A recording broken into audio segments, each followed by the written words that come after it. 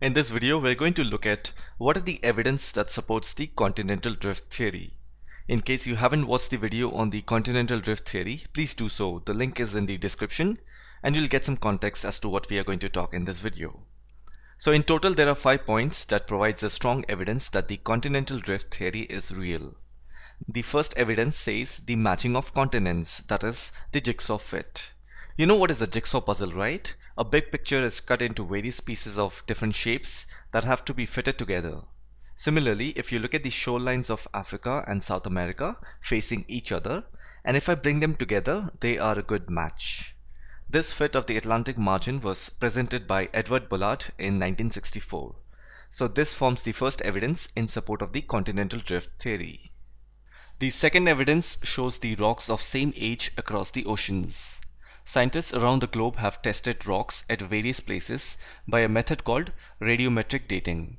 Radiometric dating is a technique used to date materials such as rocks or carbon. So after using this technique, they came to a conclusion that all the rocks from different continents have a correlation.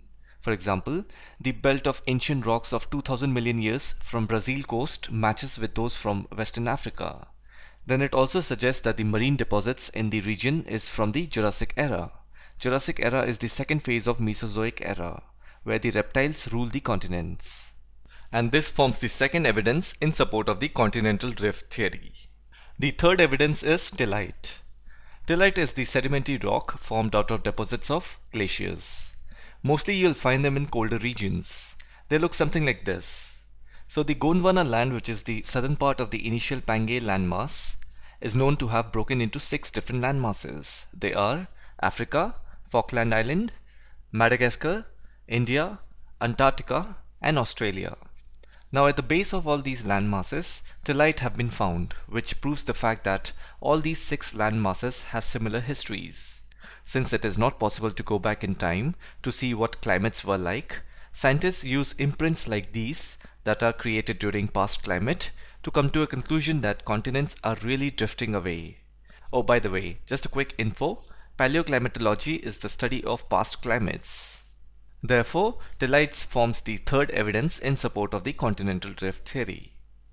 The fourth evidence is placer deposits. Placer deposits is an accumulation of valuable minerals like gold, diamond, etc. If you look at Ghana, the Ghana coast is rich in placer deposits of gold. Usually gold is extracted from rocks, but here in Ghana, gold is found in placer deposits and not in rocks, which is kind of an amazing fact. And if you go to Brazil, the same gold placer deposits are available there as well.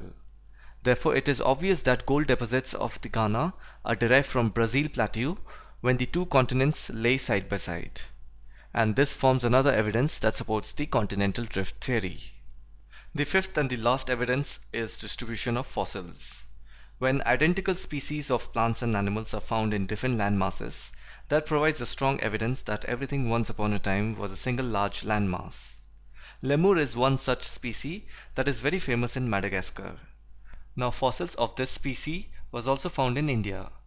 Though it is said that lemurs originated in Africa, linking these 3 landmasses, you can easily see there is a correlation.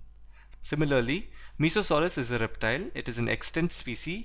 It is no more available, so skeleton of this reptile has been found in regions of Southern Africa and South America. Again, it is reinforcing the fact that these 2 continents were once linked together. So these were all the evidence that speaks in favor of the continental drift theory suggested by Alfred Wegener.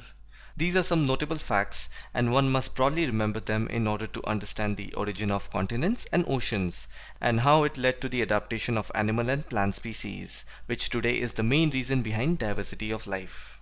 If you want to see more of such educational content, make sure you're subscribed. By doing so, you'll get an alert when my next video comes. Thanks for watching, and I'll see you in the next one.